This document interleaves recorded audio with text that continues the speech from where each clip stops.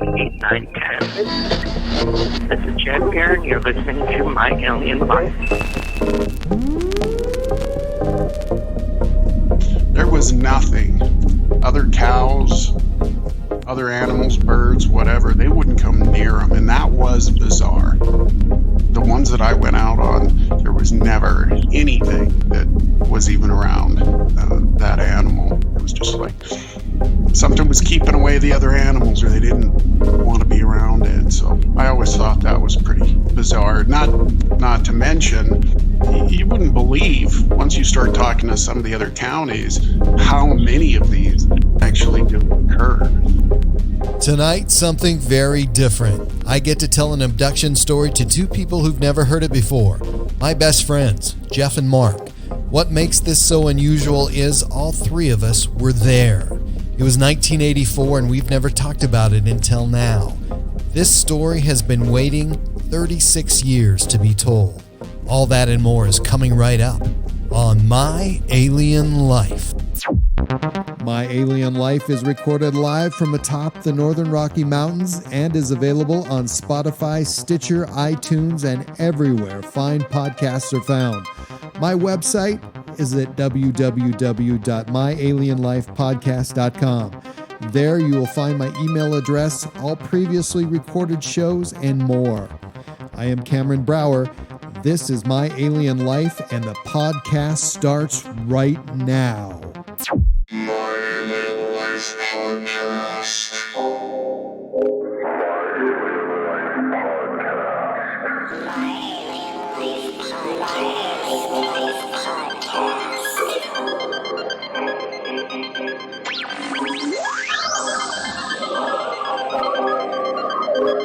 Three, two, 1, 0, and liftoff.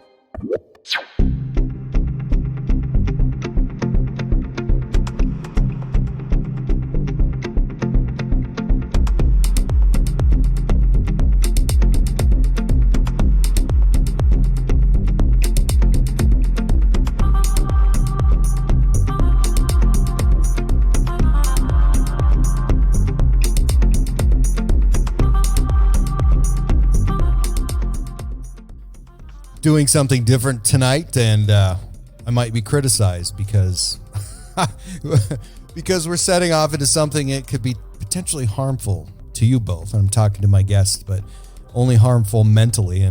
And tonight I have my co-hosts, best friends on board. I want to welcome Jeff and Mark to the program. Boys, thank you so much for joining me, and welcome. Thank you. Nice to be here. So that's Jeff. Yeah. There you go.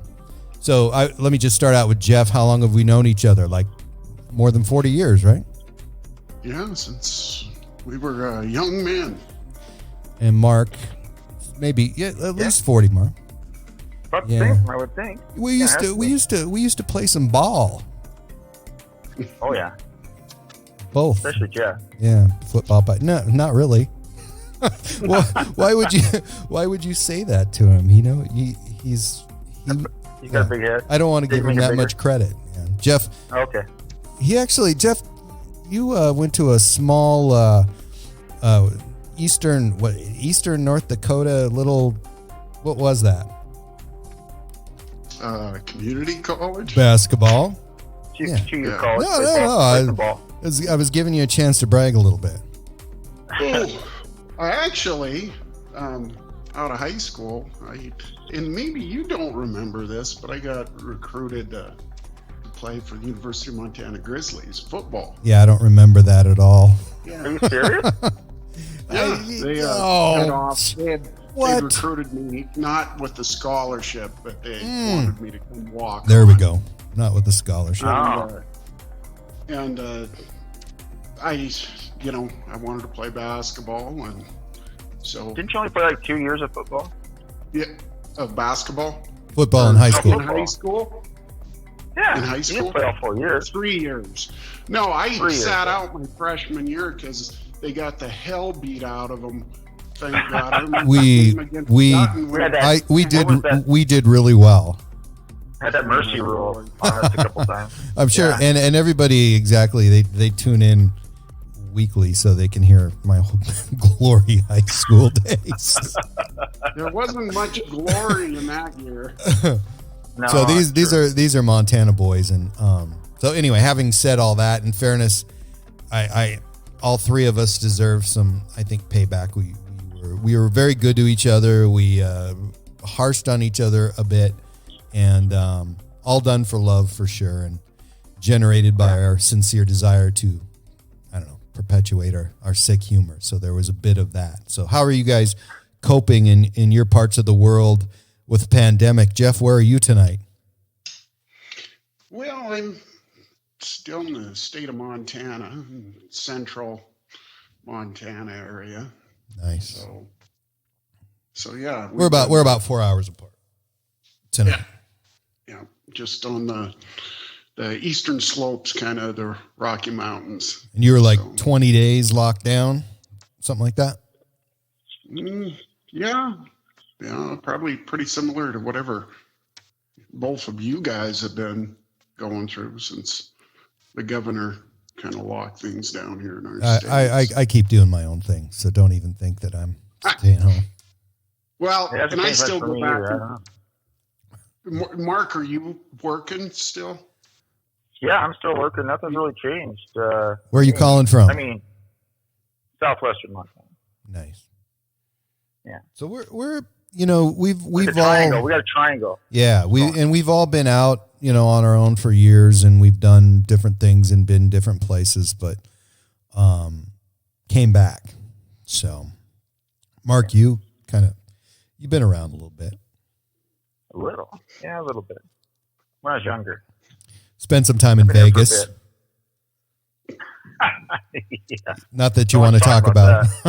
Yeah. Yeah. I didn't think we were going to bring that up. Spent a week there one night. Yeah. Exactly. Or whatever. What stays in Vegas, they stay. Yeah. Right? Yeah.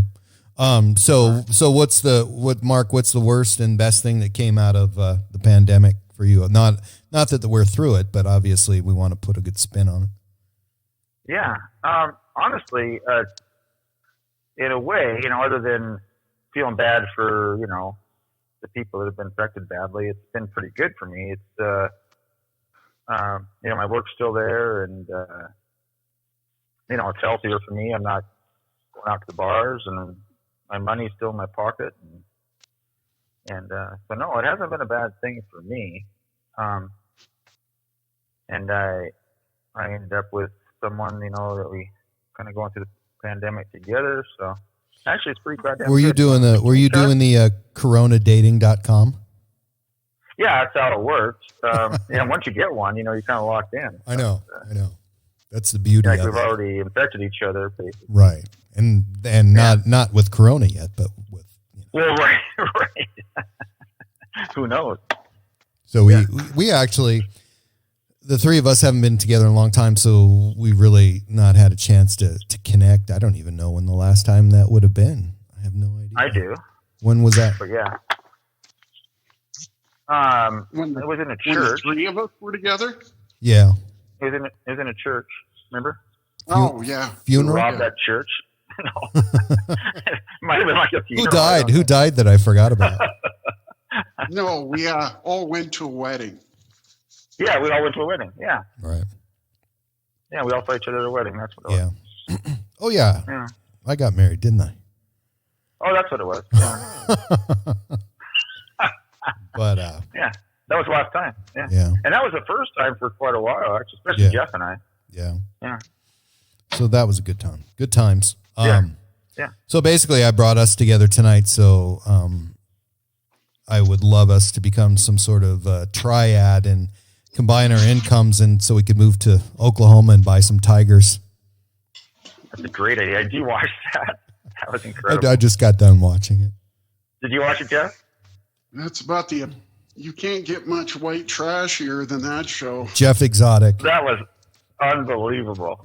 Unbelievable. Jeff Exotic. And it's like, could it get any worse, and man. stuff like that still surprises me. I expect, nobody would watch it if you didn't have 8 straight episodes of horror, and it just surprises me every time that it just keeps getting worse. Yeah, it's like watching a horrendous fatal car crash happen in front of you. You just can't take your eyes off of it, even though it's repulsive and frightening. I don't think that's the same at all.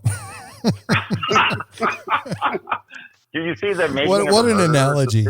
Yeah, I did. That's the other one I was just thinking about. That was unbelievable. Yeah. That was another one. Kind of thing. I think they were related in some way. I think that's same producers.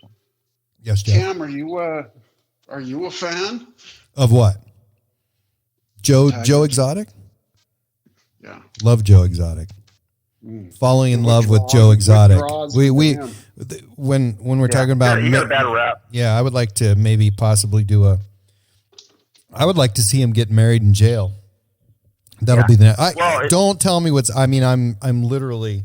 He just went to jail, so I don't know what's going on, but it's pretty funny. The lesson learned is not to threaten someone's life on television. I think. Well, one time you could get away with it, but not 200 times. Yeah, exactly. Just go over and over again. I personally haven't watched it. Seriously? Oh, dude, watch it. It's worth it. I don't like tigers or animals or people but anyway, it was nuts. Yeah, it's really funny and all the characters and the guys that he's gotten married to. It's just funny. Yeah. I'd like 7 teeth between them. Stuff, but I've never sat down and watched. I know what it's about, and I've seen bits and pieces, but I've never. It's crazy. Wanted to take that much time out of my life to watch something like that. Yeah, but I know that you take a lot of time to watch other things, and don't you? You gotta have some time. Tyler, this isn't about pornography tonight. Are you working, Jeff? No. You mean, am I working now or am I working? Not right now, but yeah, are you still going into work? Yeah. During the pandemic. No, I work in the mental health field, so right. You should be busy. I mean, that hasn't been an interruption in service, except for everything is done over telehealth, and we use probably the majority of this country's using Zoom now, so we do all our patient interaction over Zoom. Oh, okay, that's good. Is that Zoom? Busy, I think. And people can jump onto your telecons on Zoom and join you. Isn't it? It's not a very secure service, is it? Give us the address. I don't know. It's supposed to be pretty secure because it won't be now. But you have passwords and stuff to get into specifics, and it has different security settings that you have to. I did that today the first time with my siblings. We did Zoom. Can't you? Is it video or is it video and audio? Okay, so people could just video bomb you. I saw. Like Skype. Yeah. I saw a city council meeting got video bombed here, and I actually was in Bozeman or somewhere, and some kid was video bombed. I laughed. I laughed briefly, but I like to think I'm more mature than that, but apparently not. No. Yeah. So my girlfriend said anal the other day, and I giggled for 5 minutes. She did what? We're not mature. She said anal. She was talking about being anal like at work. Yeah. And it's just a funny word. Yeah. Yes. I was just taken back. So my maturity level hasn't changed much. And then if you bring up the word for some serious conversation, then she has a hard time with it. If you know what I mean. Yeah. Well, exactly. I've never done that, but there's you can YouTube. Oh, me neither. I mean, I've talked about it. Speaking of talking, it's a sex that Jesus can't see or something like that. I was talking to Mark this morning, and so I gave you guys some homework, and I gave you a sampling of my Alien Life podcast, and your promise not to go beyond the episodes that I gave you to preserve some shock value. Not that I'm going to shock you, but is it accurate that neither one of you had any idea that I was producing podcasts for a while? No, it's accurate. Yeah, it's not. It's accurate. It's very accurate. Yeah, it's accurate. Yeah, your secret life. Although I would do something for 2 years and after 40 years just to do a practical joke, but this one isn't it. I believe that. So I was talking to Mark. Well, I personally wasn't completely shocked. Well, but what about the content? I mean, obviously you don't know what all the content is, but I'm sure you. I don't know. It's Well, we can You're always talk doing further something about different. But I'd never mentioned, UFOs, or we've never ever talked about. I don't think we ever talked about them. No, never, no. Not even drunk and looking up at the stars in the middle of the Montana. No. area. But, for some reason, I'm just sitting here looking at my bookshelf, and I probably have about 200 books on my bookshelf. And I would say, well, yes, I have actually. But here's honest to God first. What I found a little bizarre. There's 4 books there. I'm looking at those books. About a quarter of the books that I have involve something paranormal. Really? Like Whether what? it's UFOs or aliens or ghost stories or something like that. So you like to read about that? Wow. I do.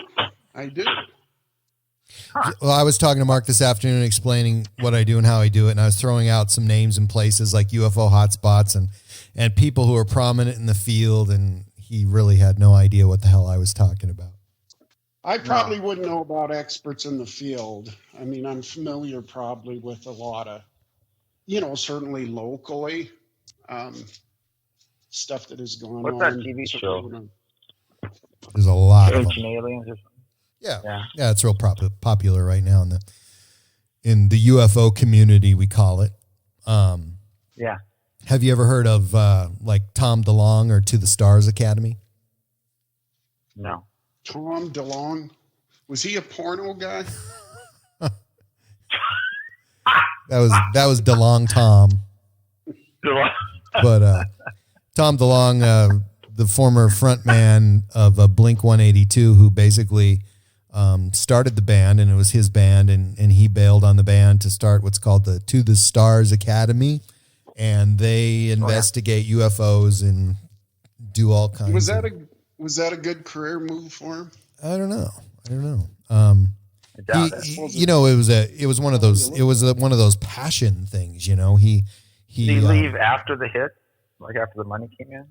No, they're still rolling with it. I know. And it's hard to, it's hard to get along without your front man. I mean, I'm sure they felt naked a little bit, but he's a pretty talented dude, but just a passionate person that loves to research and hang with the UFO people, and have you had an opportunity to speak with him? We've exchanged a couple of emails, but I haven't spoken to him yet, and I'm sure I will. We'll see. But what about there's another guy, a guy named Bob Lazar. You ever heard of Bob Lazar? He's probably the most famous person in. Hey, wait a minute. If you do talk to that Blink 182 guy, can you get tickets? Yeah, I'll get you some tickets. He might not even have a connection anymore, but I'm sure he does. Okay. All right, go on. I'm sorry. Bob Lazar. Squirrel. So Bob Lazar kind of started the whole Area 51 frenzy. He's a story within himself, and people who are listening right now, everybody has their own opinion of Bob Lazar, but he's been on every radio talk show, every TV talk show. There's been films, and recently a producer named Jeremy Corbell put out a movie, or they basically made a movie about Bob Lazar's story. You ever hear of Area 51? Oh yeah, that's been in the So Area 51, Bob Lazar supposedly worked there, and kind of hands-on briefly with UFOs, and so he has a description of what they look like, and I mean he's been there, he's done that according to him, and it's just an interesting story because he's been for more than a quarter of a century he's been reiterating kind of the same thing over and over again, and he's been put on film a few different ways, and it's an interesting thing to follow. Jeff, why are you making so much noise? That's not me. Okay, all right. It's not me. So one of the person who broke the story on the Area 51 thing with Bob Lazar, his name was George Knapp, who's he's a news guy in Las Vegas, and so there's a whole circle of people who are really knowledgeable about that. There's also many other different, like there's the Nevada nuclear test site out there. There's a place that's supposedly called S4. A lot of different places out there that they're the top secret. This past summer, you had everybody who are going to congregate at S4 or not S4 Area 51, and that turned into a big thing for a Facebooker who basically started this news frenzy about Area 51, and so that was fairly interesting how that worked out. Weren't they going to storm it or something? Yeah. And they didn't, but they gathered and played some music, and it wasn't as big of an event as they would have thought of. So basically, you guys are like greenhorns in the UFO field. Oh, definitely. Yeah. So there's just we can't obviously educate you tonight, but they have there's started out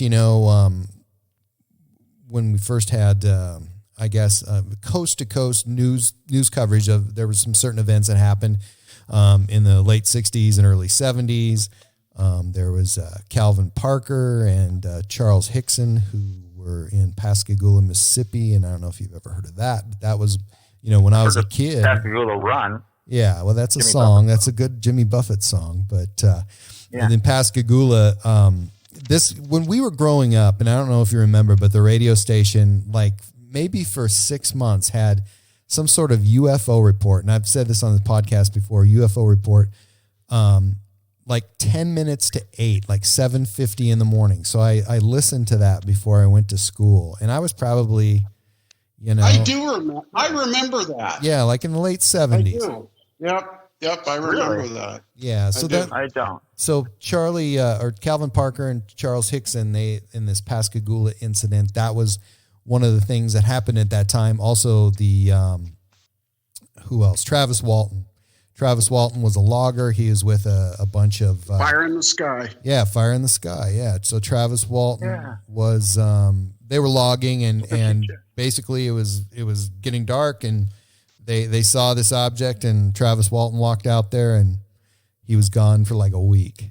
And so he's still a prominent figure, and like Calvin Parker is too. Calvin Parker has been on the podcast, and just a really cool guy from Mississippi, and basically he just came out with his part of that story not long ago, and so it's really being looked at and scrutinized right now, in addition to people having found new witnesses for that. So there's a guy named Phil Mantle in the UK, and he's a book publisher, so he's kind of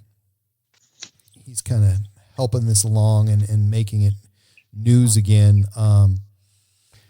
Then, of course, you have Close Encounters. Now they have Close Encounters of the First through Seventh Kind, and those are different contacts with aliens that you can have. Close encounter. One would be seeing a UFO or something like that. So they've gone all the way to making contact, communicating with them, and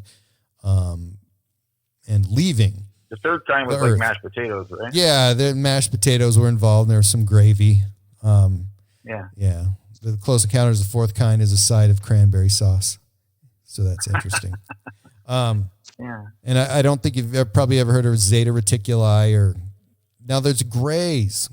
Those are the little guys, the little aliens, gray aliens. No. Anything ringing a bell? No, not there. Grays, you said? Grays, yeah. Those are little aliens. Did you say diverticulitis? Diverticulitis. You've experienced that. and you're the IB guy. Tic Tacs. That's kind of in the news. You had to have heard on the news the Navy, the Department of the Navy, and the Air Force, and they had a research commission, and they put together some sort of information regarding these experiences that mostly naval aviators were having with some sort of UFOs, and that happened off the coast of California. They opened up those files. What's that? They opened up some files that were closed for a while. Well, and they right? and they're looking at them like, even at back as not too far back, but 2016 there was some eyewitness accounts by pilots, and they were seeing these Tic Tac shaped things and other shaped objects. Literally, Tic Tac. Yeah, Tic Tacs. It doesn't sound that bad, but isn't that a candy bar? Tic Tac. Tic Tac is not a candy bar, and so but that's all right. It's all right. It's a cool and refreshing breath mint. It is. Oh yes, that's what it is. And I can't even believe we're talking about that. But, okay.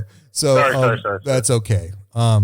Anyway, so what I was the purpose of that was just to throw some stuff at you guys and see if it rang any bells, and because we're going to talk about some stuff like that, and what was going through your head when you were going through the podcast? I mean, were you receptive to that? Are you how do you feel about? I was impressed with the quality of it. It's good clean recording, isn't it? It's Dolby noise reduction from the 70s. Professional. Very professional. Are you skeptical? Are you receptive? I don't know if I want to jump too far ahead, but I know that you grew up on a ranch, and I know that you lost cattle, and you've told me about it, and I don't really remember exactly what happened or what that looked like. But, back in the 70s, there was some really, and even now from time to time, but, even where I grew up, I grew up on the prairie, and back there north of me, we would find dead cattle from time to time. But I was thinking that you guys, I know you and your neighbor had lost some cattle for sure. And I'm really not sure the circumstances, but we talked about it a long time ago. Yeah. I was pretty young at the time, so I didn't, think about it that hard, I guess. But yeah, that definitely happened. But it was just a way of life, though. It wasn't something that, I mean, I know that there were incidents that in the county there that got investigated, but you guys kind of learned that it was something to live with, right? Yeah. Yeah, I think so. I mean, it's part of it, I guess. I mean, I didn't think much about it at the time. So I know it probably became, part of just ranching, but, obviously even as a kid, you probably have vivid memories of, you just didn't let them lay there, close to the house or out in the pastures. I mean, they had to be removed and things like that. So what's the process? You go out and find a dead cow. Do you even investigate it? Do you even think twice? Because obviously a lot of those looked rather odd and weren't like your normal kill of, you probably didn't have a lot of coyote killed animals out there, but they died of maybe some kind of natural cause. They couldn't do that anyway. So I think that was the weirdest thing, is that where we were at, we didn't have an animal that could do that. Right. That could kill that takes we didn't have, lions or something. But, so yeah, it was always odd. My biggest thing, we had a bull named Sunshine that we raised from a bummer calf. And so Sunshine was like a pet. And it's this huge Charolais bull that we could ride. And like when we go out to feed, he'd charge, but like a dog would, he'd so excited, he'd run up to us and scare the shit out of people if he didn't know who he was. And he was just the sweetest bull, and he was like a pet. And and that happened to Sunshine, which was weird. And he's huge, Charolais bull. So there's no animal I was young, but even I remember my dad, like, there's nothing that could have done that, so. Done what? What happened? The bull died? Yeah, the bull died. And it, I guess in a strange way, but again, I was probably 12 years old, or maybe younger, 10, 12 years old. We used to ride him around like, a horse or something. It's a big animal. Just a big, giant Charolais, and he was huge. What exactly is a Charolais? It's just they're a cream colored, it's a breed of cow. You have Herefords, and Herefords are brown and white. Charolais are all white, basically, or kind of cream colored. So it's just a breed of a cow. So what was the plan for the bull? I mean, was it breeding? What was it? Was a pet? Yeah. How does that work? Okay. Yeah, no. Yeah, I don't know. Bull, I've never had one. Oh, yeah. Yeah, I know. Yeah, he was the breeder. Yeah, I mean, but we've raised him since, from a bucket, so, with a nipple on it, or, like a bummer. A bummer calf is a calf that lost its mom, so you had to feed it. And, mom died during birth. So, it was like a pet, and, just an amazing animal. But yeah, something crazy happened. And I was young, and I just remember my dad, and I don't know, I think I don't know what happened, honestly. We had the front end loader, and he, just took him away, but I never saw after that. But yeah, it was a weird deal. And it wasn't, what's the word? I mean, like I say, it wasn't like a natural death, I guess. It was something weird. But, so was there again, any marks on it? It had been cut open, or anything that you heard or remember? Yeah, that's what I think. I mean, that's how I remember. Again, a long time ago. But yeah, like it had been, I don't know, like an animal or something killed it, I think.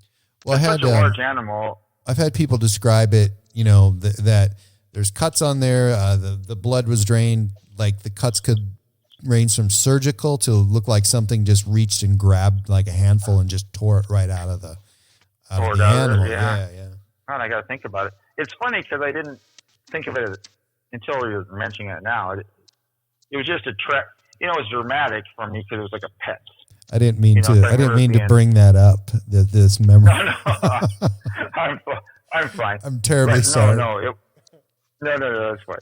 But no, I don't. I never thought of anything at the time that was strange. Maybe my parents did or something, but it wasn't. Like I say, there's no animals where we live that could have done that. Yeah, and so a coyote is like a small. And where we're from, coyotes were a small. I mean, like a small. Yeah, we had real coyotes small. and maybe a stray mountain lion or something. They couldn't have done that. Right. Yeah, they couldn't have killed a bull. Especially bulls. Bulls are badass. They're tough animals. So. Well, I don't know. And for the most part, you'd put those things out there to range, and everywhere that in that county that we lived in, there was cattle everywhere, and I think they were just out there. I mean, they didn't have any cover. They didn't, there was a fence, but anything could get through the fence. They could get through there anytime they wanted to if they felt like they had the need to. But otherwise, it's pretty dramatic weather changes, and it's horrible. Cold. Oh yeah, they're tough animals. Yeah. Yeah, so I don't know, but I hadn't thought about it until you mentioned it. But yeah, that's the one thing that was kind of odd, I guess. But yeah, Sunshine was something else too, or he was. I'm a little disappointed you didn't have me over for a ride. I know. Well, that was about the I didn't even know about it. Come on. Yeah, I know. God damn. Sorry. So Jeff, I'm gonna. How many people ride a bull? No, I haven't ridden a bull. That's amazing. I mean, could you turn? I mean, could you tell him to go like a direction? I don't know anything about riding. No, he pretty much did what he wanted. Yeah. I think Dad was leading him probably. Yeah. I don't know. Yeah. All right. So, one of the things, just to throw this out there, and I'm going to ask Jeff, because I know Jeff, we had a little break there that had a little technical error, but he mentioned something about that I totally forgot, a career that he used to have. But anyway, I wanted to mention that, you know, I told this story before and had listened to people tell a story, but, you know, cattle mutilations and that alien connection, people have a million different theories on why that happened. And to me, I always thought, you know, wouldn't it be amazing if you're an alien, you're looking down and you see these little humans, yet they have dominion over these huge herds of gigantic animals that they're able to just, you know, raise them from nothing to these gigantic beasts, and then they kill every single one of them. So, you know, that's got to be pretty powerful, you know, if somebody was looking at us from above. But anyway, Jeff, are you still with us? Okay, you're making a lot of noise. Anybody that has any doubt that this isn't real and totally unplanned, it's sounding pretty rough, and I don't know what you're doing, but I don't know what the hell, because I'm just sitting here and there's nothing going on. It's you. I can hear you texting. I can hear you doing everything. So you previously, I don't even know your current job.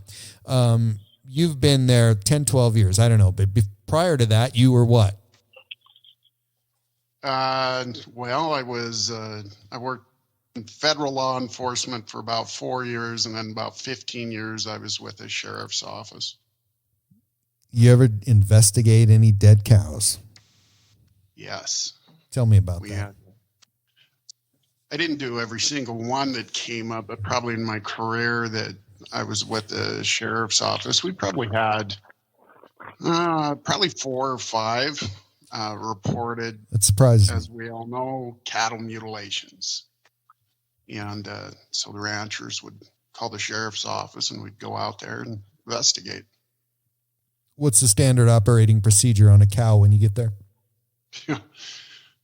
Well, you just kind of process it like you would any possible crime scene. And there certainly was some unusual. What's that? Mark, what was that? What's that? I said contact his family. Yeah.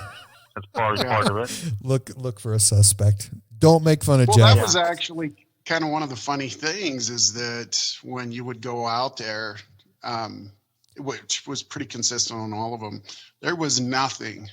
Other cows, other animals, birds, whatever, they wouldn't come near them. And that was bizarre. Really? Yeah.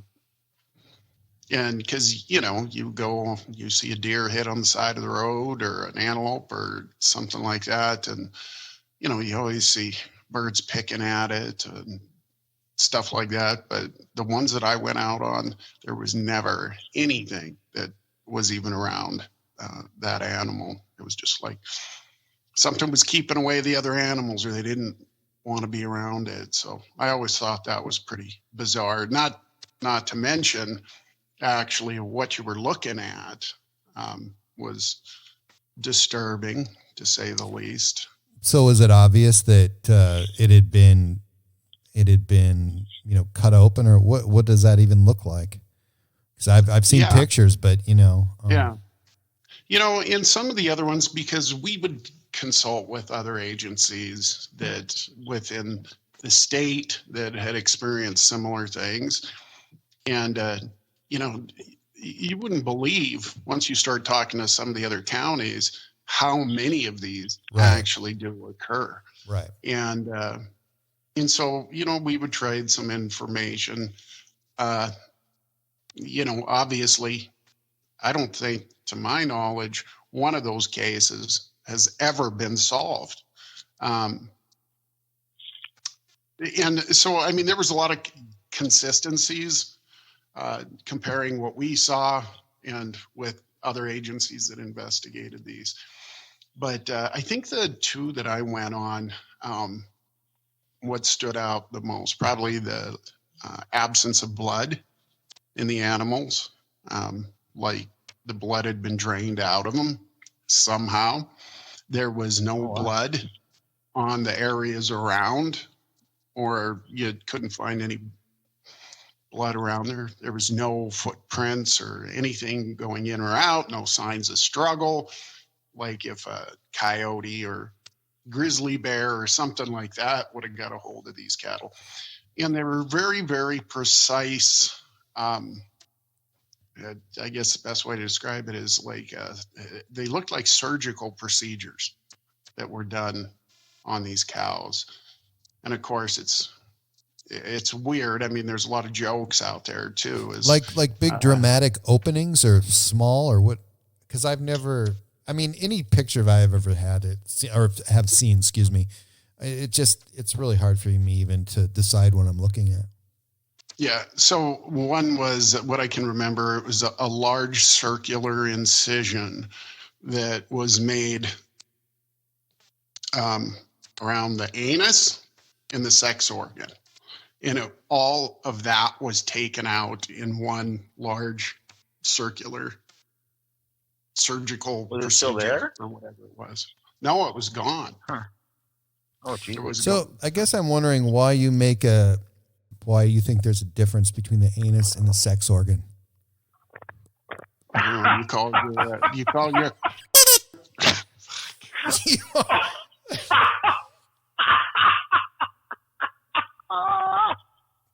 Well, don't. If you're gonna goad me like that, it's gonna get me excited. That's hilarious. All right. I thought I'd be one fucking this up, Jeff, aren't you? Settle down. All right. Remember the rules, boys. Remember the rules. Okay. I'm good. No. This is all about how fun. I was going to respond to that, a difference between the sex organ and the anus to you, Cam, but to me, they're different. This may require some editing, but okay. So one thing I probably never said this, but yeah, Jeff, he was involved with law enforcement, which I have a lot of respect for that because where we were from, I mean, it's could potentially be the Wild West at any time, and it's nasty in the winter. I can't even imagine going out there, investigating anything, maybe an automobile accident, whatever, a murder, but especially having to go out there and take a huge part of my day or my week and looking at cattle. But to me, I'm wondering, did these ranchers normally think that, or would they think that it was some sort of crime that maybe somebody perpetrated, like they killed cattle and just left them, or did they think something bigger happened? No, I mean, obviously they were mostly upset immediately, as like Mark could attest to. Those are worth a lot of money.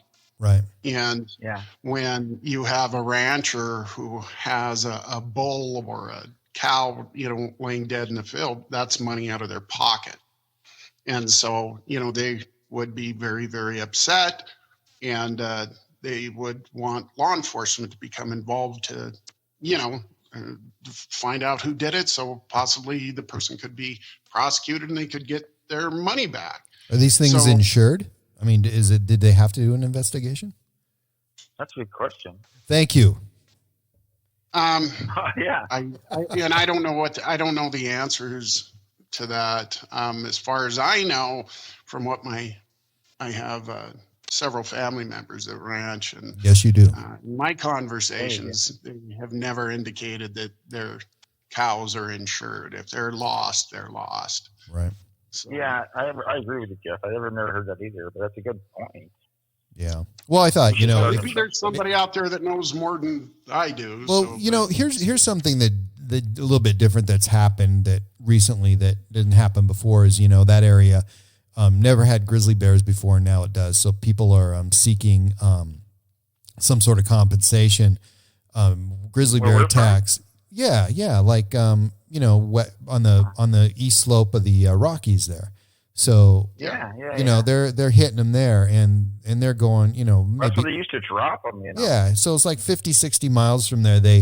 There's a lot of cattle disappearing. So, but I think federally, because grizzly bears are protected, maybe there's some there's some money for ranchers who've lost cattle, but so there's some federal programs. Well, what year are you talking about that you saw these, Jeff? Give me 90s. Oh, really? In the 90s, okay. Yeah. Late 90s, early 2000s. Yeah, so that's not that long ago. Oh. No, and a lot of those ranchers that live up in that area, they're and with the reintroduction of wolves into that area, there were also the wolf issues that were killing cattle and sheep up along the eastern slopes. And but they were very familiar. The two ranchers that I dealt with in these cases, they were very familiar with wild animals. I mean, they'd been ranching their entire life. Their fathers ranched.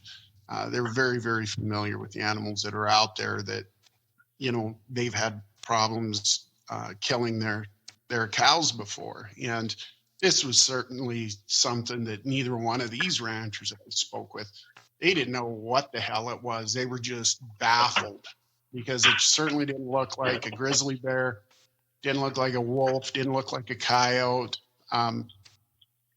It was, the only thing I could envision was actually somebody having a surgical room set up out there in the middle of the prairie with these precise laser type instruments and very, very sharp scalpels taking out these samples of the cow. That's, what I envisioned in my head. But have you ever run into any surgical rooms out on the prairie?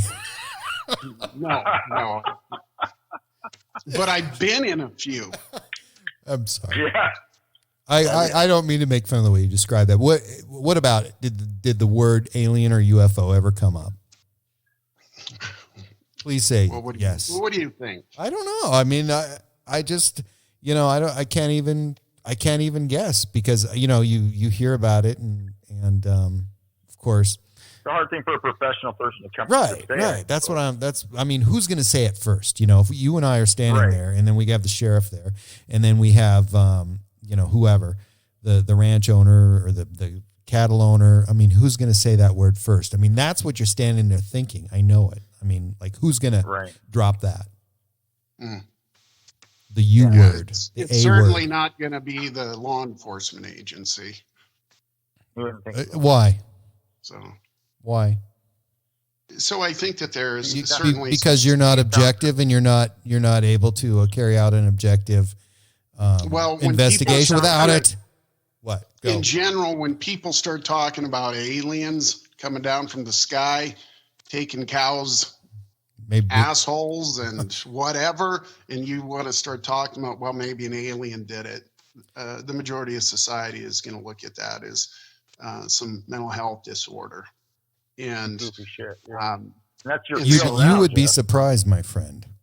Well, I mean, I know that there are a lot of people out there that believe that there's something else. But I'm talking about in the field of investigations, law enforcement. Why do you like cows so much? Yeah, that's what Good question, Mark. Yeah, that's yeah. And why not, big animals like why not buffalo? I mean, we have buffalo. Yeah. But I'm wondering why cows? But I'm thinking more of the area, and I mean, as a kid, I've told this story 100 times, and I laying down at night, maybe sleeping outside, looking at the sky at night where I grew up. I mean, you saw stuff up there all the time, just weird stuff. So, what, maybe they're there. Maybe they're over Montana. Maybe they're over, there's that part of the world. Maybe, places that get a lot of UFO activity. Maybe that's just a hangout. Did you ever see anything, Cam? When you say stuff, was there anything in particular that you ever remember? So, you guys lived a ways away from me, but in my little area there, one of my buddies we used to lay there and we'd sleep out and literally see, you know what a satellite looks like. You can see those now. There's hundreds of satellites up there. Back when I was a kid, there was what was there? Not many.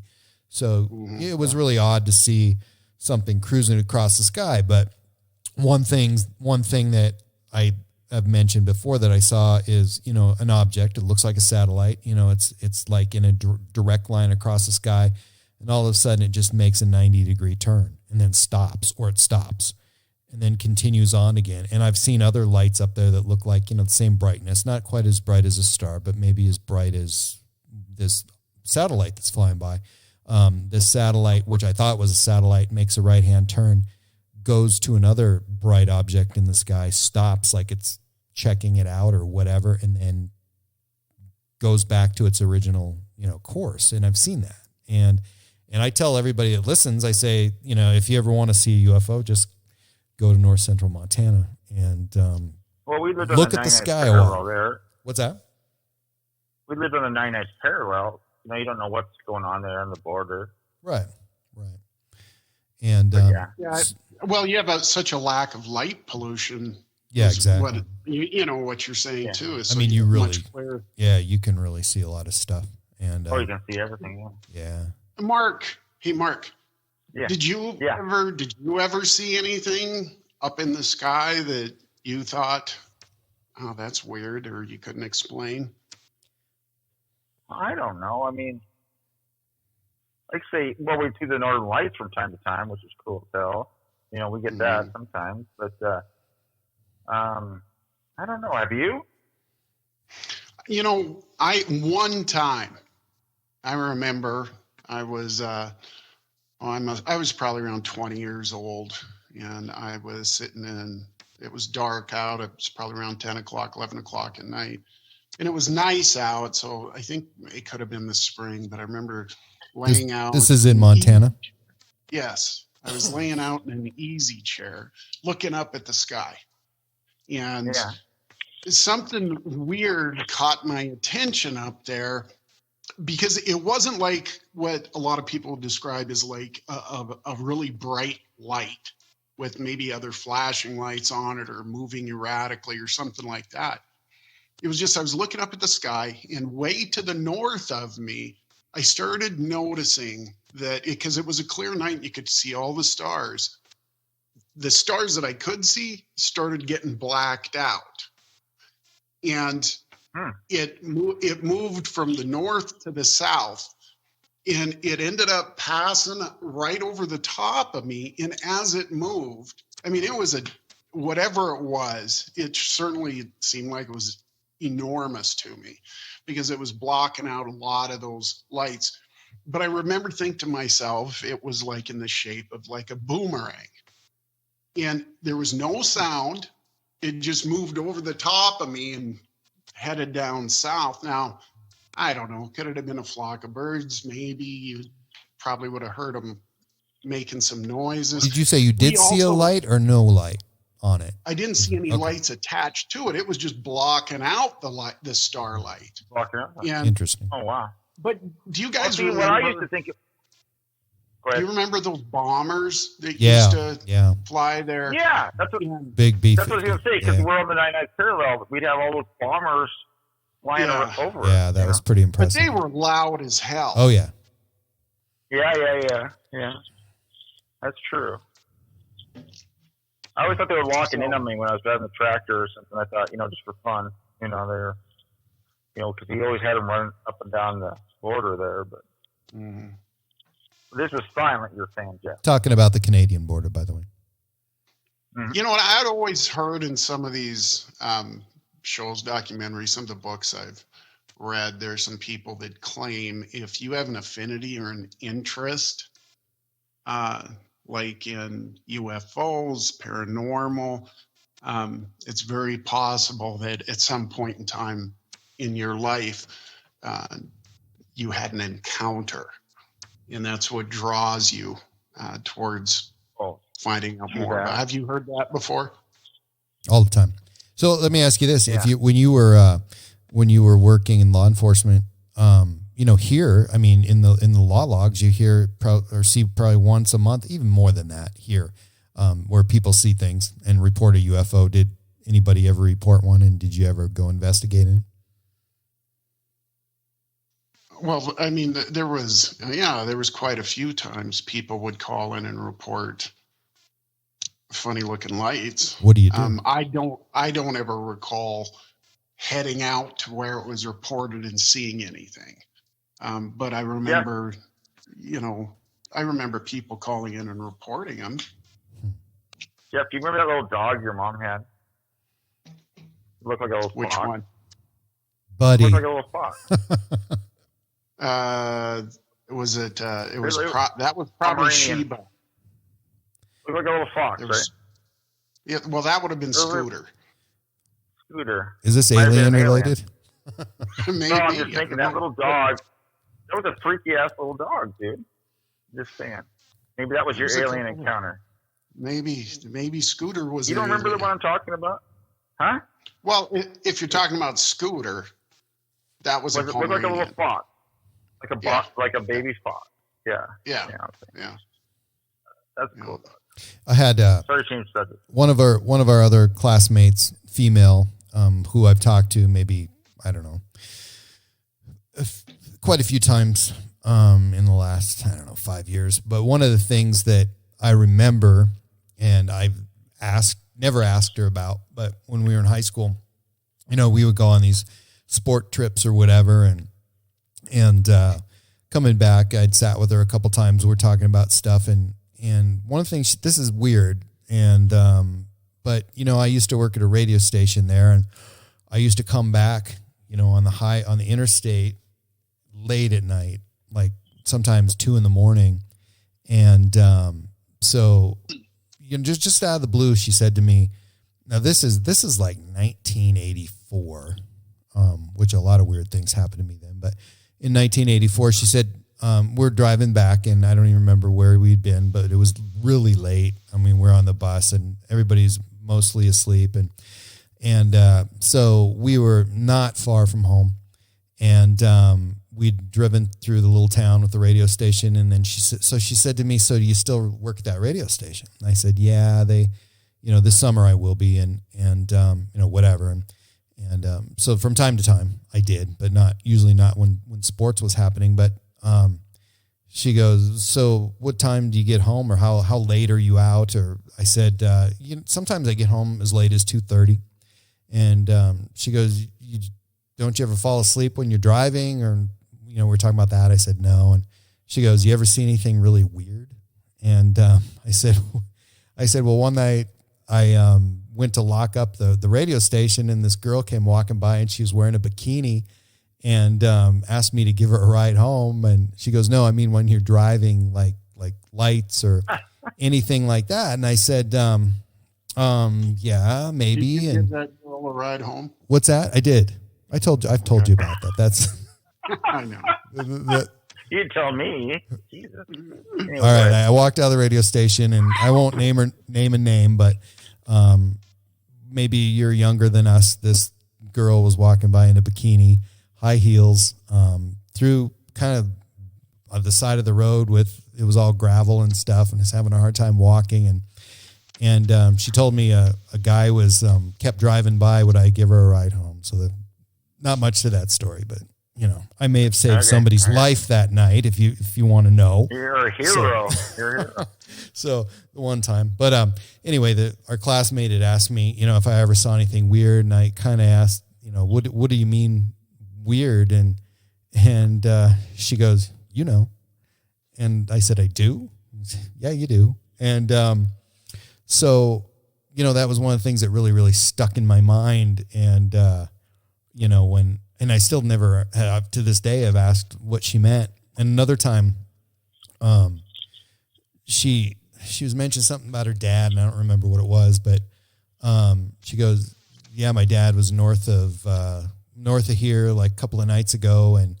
And she started telling me this story, and I don't even remember any details of it, but to me, it was like sounding like the beginning of a UFO story. And so, her and I never really interacted in the normal school day, and we didn't live in the same town, and a lot of little towns up there, but so I never ever got the chance. So, but she might have been talking about Uranus.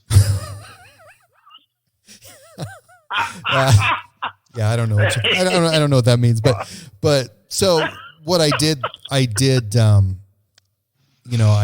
texted her, and it was probably, maybe it's been close to a year ago. And I was like, you asked me two questions or kind of brought up two things that always made me wonder. Do you know what I'm talking about? And she goes, oh yeah. And that was that. So, she was going to tell me about something that happened to her and her dad.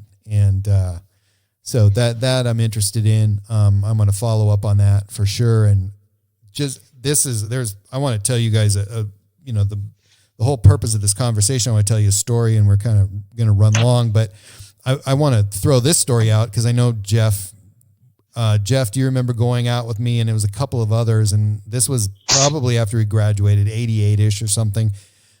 We drove, we were having some beers and driving around the county, and we drove through a wheat field, on an old gravel road, south of town. And so what I did, Mark, is I got out, I said I had to go to the bathroom, got out, and I went to get back in the car, and Jeff was driving and he drove away. So I couldn't get back in the car. And, you do that shit all the time. Yeah. So wait a second. hold on. No, let me finish this. So, Okay. so I go to get in, he drives away again. So on the third time, he drives away, and he drove up like 2 feet, so I knew he was done, and I was going to get in the car. And, I'm sure I won't even tell you what I did, but the next thing Jeff knows, and the other passengers, 2 other passengers in the car, I wasn't there anymore. And, not long. So these guys, I know they hung around for a few minutes, and I couldn't even recall. We were probably like 6 miles from town. It was more than a few minutes. You hung around for more than a few minutes? Yes. Like how long? And you were gone? We were, I was gone. I was outside of that car yelling for you. We were out there from 30 to 45 minutes. All right. So whatever. Okay. I remember it being less than 10 minutes. And, I remember you guys driving away. And then do you remember when you drove into town, and you had just gotten into town, and I appeared right there at the car moments after probably you got out of the car? Is that how you recall that? I don't recall coming into town and thinking, how did you get from there to here? It's like 6 miles. How'd you do it? Yeah. That's another story. It's kind of a teaser, and I don't want to tell that story just because I know one of the girls that was with us when I got back to the car, she was crying, and Jeff was really mad, and Jeff never ever asked what happened to me. He's never asked me. He didn't really talk to me. And I'm wondering why you didn't talk to me after that. I mean that night. I'm just kidding. Yeah. Because you were screwing with us. That's what I always assumed. Okay. Somehow you just did it to screw with us. And at the cost of some young lady's emotions and my own. And I can see that. Because I was really worried when you just disappeared.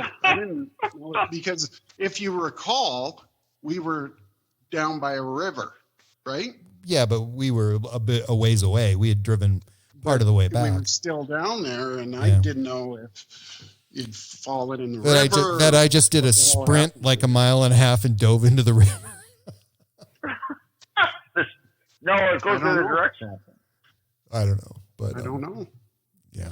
So this is how this went down, and there's a point to this. Is so I came walking up. They had just kind of got out of the car, and they were like looking at the 3 of them were like standing in the back of the car, kind of leaning against it and looking at each other.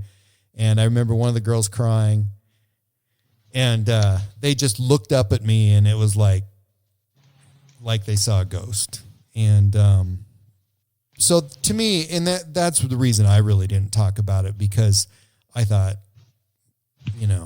doesn't matter what just happened to me over the last how many minutes, because it seemed like only 2 minutes to me, but I was looking at you guys like I was in trouble, and I fully expected somebody to start yelling at me. One of the girls screaming. The one in particular that I knew the longest just looked at me and walked away because she didn't live too far from there. And Jeff just we got to go home or something like that. I just remember getting in the car and so he was. But we were young. I felt you were a little shook up though. Yeah, but I mean, we were like 20, maybe. Yeah, I was just pissed. Right. I was pissed. So. But I mean, the obvious question would be, how did you make it that distance in such a short time? And, I wasn't sweaty. I wasn't dirty. I was just, yeah. Anyway. I think how our brains process something like that is just, you kind of go to the simplest explanation. And that was probably for me. There was another car out there parked somewhere in that area. You jumped in with them because you were just messing with us, and they drove out and headed to town, and you got there. And so I wasn't. Yeah. Right.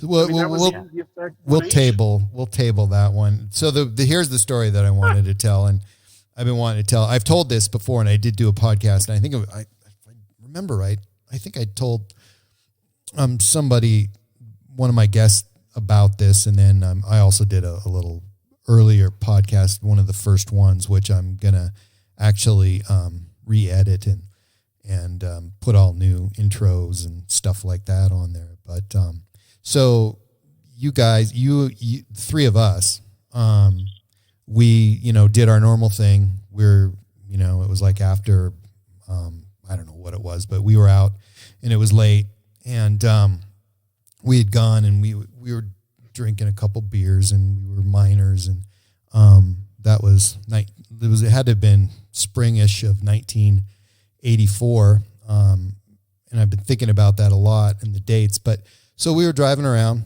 and we were in town, and there was this kid. We weren't in our town. I'm not going to mention what town it is because people would know exactly who we are and what we do, and I don't want you guys to get harassed by love letters and things like that. But we were like I do. Actually, I haven't received one, but we were driving around, and we picked up this kid, and this kid told us he was an exchange student, and he was from. Does this sound familiar at all? He was from Spain.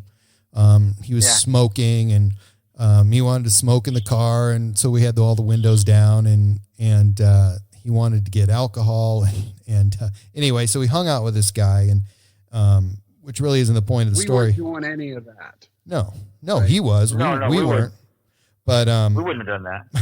No. Not smoke, but we were driving around, and so we decided we better get going home, and our usual route we didn't take because just it could be law enforcement or whatever out. I don't know, but I was driving, and I had my old car. Remember the white one, 4-door Ford? Mm-hmm. So we're driving around, and we'd take a back way home, gravel road. Marshall Crenshaw playing. Was that? It had to have been. Yeah, his very first one. I had that cassette in every vehicle I had. But we are cruising along, and I go over cattle guard and get a flat, which was like so typical. And it happens. So we changed a lot of flats back in those days. I know. So we get out, and the story goes we're standing in the back of the car, and we're just having this conversation, and which I don't, from that point forward, I don't think that either of you remember, and the reason why is because neither one of you ever asked me about it, or I dropped you off obviously at home, and you made it home safe. Hold on one second. What's he doing, Jeff? I don't know. What the hell happened to him? Maybe this is another one of those times that we're going to have to ask him what happened, because he just What disappeared happened? for a little bit. God damn it, Cam. He does this to us. I know. Okay. We should Sorry. time him. He's got a monstrous alien coming out of him right now. So. I was shit. All right. So we had. Are you back? Take a little. Had to take a break. I'm back. So we were. Oh, okay. Right in the middle of this. So basically, we're standing there, jacked up the car, got the tire on, just about ready. I'm thinking, just do you remember changing this tire, helping change this tire in the dark with no flashlights? I remember being in town with the foreign exchange. Right. Yeah, I remember all of that. That Zart thing. Yeah. We're not going to go. We're not going to go into that. But that was an we're not gonna odd. do that. That kid was really, really odd. Yeah. And yeah, I don't know. I mean, obviously we got home, but so we're changing the tire, and obviously this is going to be some kind of story that you may. I feel like I was probably doing most of the work. Yeah, no, it was, and it wasn't in the days of lighted cell phones and things like that. I didn't have a flashlight, so it was fairly dark out, and I was doing all this stuff because I was fairly used to it, and you guys were just kind of standing, and then we stopped, and tire was on, and we were standing there kind of in the back of the car, just talking and laughing. It was really warm out, really nice, and there was a breeze, and you guys just started looking at me. I mean, you just stopped talking, and you're looking at me and looking at me almost like you're looking right through me, and then I just felt this numbness coming over my whole body. I knew something was going to happen, and I didn't know what. And so we're just standing there. I can still, see, I can still think, but it's just, I'm kind of emotionless. I don't feel much, and I don't feel even like moving, even though I feel like something's going to happen or something big is going to happen. I don't even know why I got that impression, but I was I would say that I should have been worried at that point, but I wasn't. And I mean, it's just everything kind of overtook me. There was this whoosh, and the only way I can describe it is it's not like a wind. It's not like I don't know. It's like a whoosh, and there's no sound. There's no feeling of something happening. It's just all of a sudden we're inside of something, and when I say inside, all of us? So literally it's just like whoosh in just a flash, like we're inside this room. And when I say room, I guess it's a room. I mean, there's really no corners. There's no doors. There's an opening to my right. And there's a kind of a place on right in front of me that the wall kind of curves down, but there's no real space or you can't really tell where floor meets wall. It's just kind of one little swooping curvature of floor to a wall, and we're kind of in a triangle still. However, this time you guys, when we're in there, you guys are facing the other direction. We're all facing the same direction. We're looking at that wall, and I'm kind of standing behind Jeff, and Mark's to the right, and I'm probably maybe 7 feet behind you guys. And, I'm just standing there looking at the wall, and I feel this presence just to my right. And, it's something that I had seen before. And, it's this creature thing, like 6 feet-ish tall, long drawn features, black eyes, bigger than like a human, but not huge. And, kind of a frown maybe on its face, and it's just standing there, no movement whatsoever. Nobody's moving. Nobody's doing anything.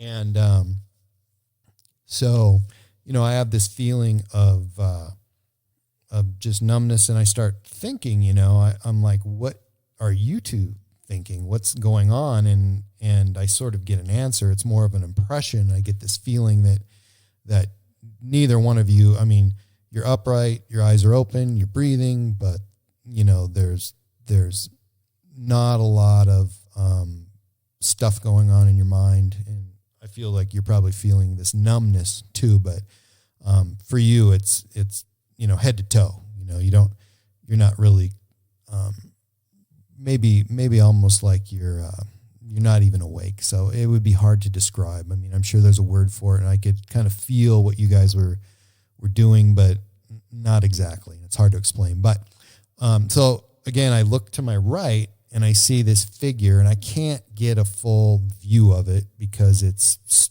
perfectly to my right, about 3 feet away, but it's not doing anything. And to me, that felt disturbing. And I was like, well, what is it?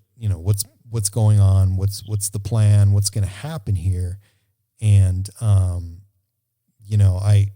look, I can move my eyes, I probably can move the rest of my body, but I just don't, because I don't feel the need to or even want to. So I look forward again, and there's standing in front of you. It's like, maybe I didn't notice this before. Maybe I did. I don't know. But there's two like smaller versions of that standing in front of you. And I can't. Versions of what? Of this guy that's to my right. And I say guy, but it's like a being that's not clothed. Like a gray. Well, but tall. Okay. Anyway, there's two others, and they're like face to face with you guys. And but I can't see them really well because they're, you guys are standing in front of them, but I can see, I can see their arms and their shoulders, and I can see there's movement in their arms, and I'm wondering what they're doing. And when I wonder that, I get some sort of sense that I know what they're doing. They're showing you something. They're showing you objects, like common objects, like a football or a basketball or something that, gloves or just about anything, because I also get the impression at that same time, when I say impression, I just know why they're doing this, because they see us as these people that have all these possessions, like every person that we know has, hundreds of different possessions. And I also, why is that unique? Because they have nothing, they've been born or whatever, or have a life cycle, but they have nothing. They have nothing to take care of other than just perpetuating this species, whatever they are. And to me, there's two different sizes, and for some reason, I believe that they're always that size. They've never been smaller. They've never been taller. But they're showing you things, and they're getting your reaction and trying to figure out why that you own, a 1984 Walkman or whatever it is, from back then. So, and this goes on a while, and I'm thinking that, it's going on so long that, we're going to be stuck there, or we're not going to go home. And so I could say that I felt worried, but I didn't feel worried, just still numb. But there's that worry part, I could almost make a connection with it. I felt that I could move, and I was probably going to make a move. And then, like, right when I felt like I could probably do it, there was a whoosh, and you guys are just standing there looking at me. And we're outside, and I feel it's colder now. I feel like it's been some time's gone by, and I feel like it's, quite a bit colder and quite a bit later. And we didn't say anything. No, I dropped the car and we got in and I don't remember even we didn't talk. Huh? Was the tire changed? Well, it was done. We just had to drop the car. We'd already done the tire. What's that? We'd already changed the tire. Yeah, well, we had changed the tire, and then all of a sudden, we had already had to change the tire. We were just standing there talking before I dropped the car, and then all that stuff happened, and then boom, I dropped the car. We got in the car, and we never mentioned it. You guys never ever mentioned it, and I didn't really feel a need to talk about it ever. Yeah? So, why? I just didn't. It wasn't part of. Yeah? It wasn't. Did you think it was real? Well, that's a good question. I don't know. Was it real? I thought you would have said so. Like, you fucked. Because we're all pretty close. Like, you would have said, like. Well, but it wasn't one of those things that would be part of a conversation just because maybe, it was sort of built in with me that I knew of this, and I knew that this could be a possibility, sort of, or I knew there could be some sort of interaction because I had interactions before, and now you understood what happened. You understood what was going on, basically. But I felt a little bit guilty because, I felt like maybe a couple times we've been out and I'd taken a chance that I shouldn't have taken, because being with friends. But I mean, I can't not be with friends, but I felt that maybe there was some attraction or a draw, which I've never figured out why. But I guess now I'm asking, do you remember anything about that at all? Either of you guys? No. Well, okay then. I remember the day. Right. And I might remember the flat tire. And I really feel like I did all the work. I don't want to go back to that, but I really feel like I was the one that changed the tire. We'll give you that one, Mark. Yeah, if that makes you feel that. I don't know why that matters, the conversation. But I guess one of the other questions I would have is, did you ever feel like, is there been any time that you felt like anything unusual had ever happened to you after? Maybe missing time, maybe objects in your room or your vehicle were different, or just anything that would make me think that there was possibly. Now I'm just throwing this out there and I'm saying, hey, this was an alien abduction. You guys were part of it. And so I guess I just have to ask flat out, is there anything weird that you unexplained that ever happened to you? And the reason I ask that is because I think that once this has happened, it's more than likely to happen again. Yeah. Which is a weird fucking question. Mark, why don't you go first? Okay. Well, you're kind of throwing at, this is a new information, so. Yeah, to say the least. You know what I'm saying? Yeah. I mean, I waited a long time for that. Well, I just, I guess I don't know. Like you say, shit, I'm trying to think of that night. I mean, I've had odd things maybe happen to me. But there was, at the least, to me, there would be a sense of some kind of missing time. But if you don't remember, afterwards and how, so I've had missing time before, and I definitely, so just so you know where that was as the crow flies, like 500 yards from, what was that little depression? They used to have a part, no.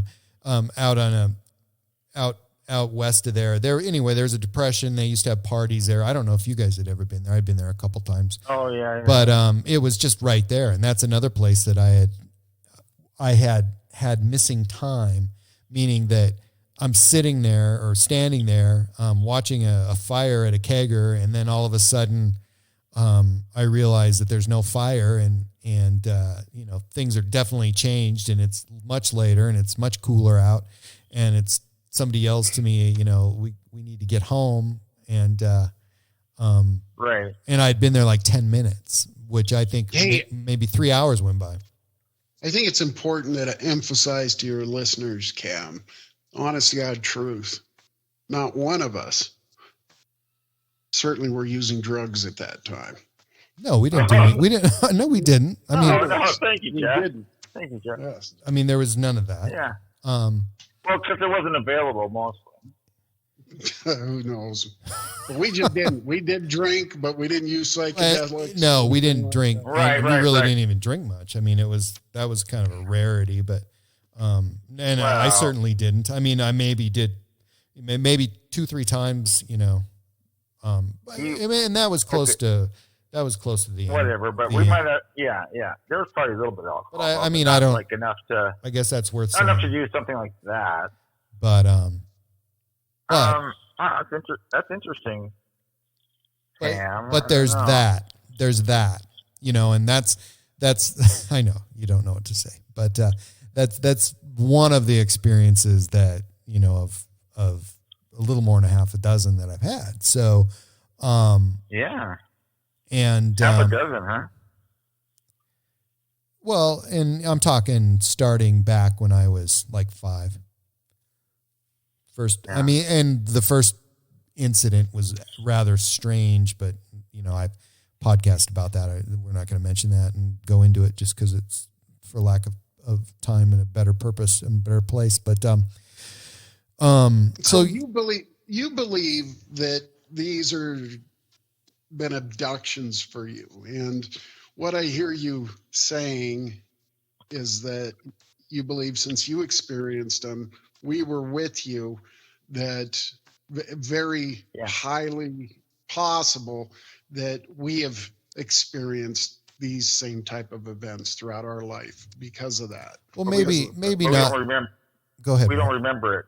Right. But we don't remember it, right? So if you talk to people who have been through this, and there's people who have been through it a lot, and there's people who spend a lifetime, I think they're always calling them abductions. Some people call them visitations. Some people call them whatever. But it is what it is. For the most part, I'm listening, and I tell these people, you weren't really a volunteer.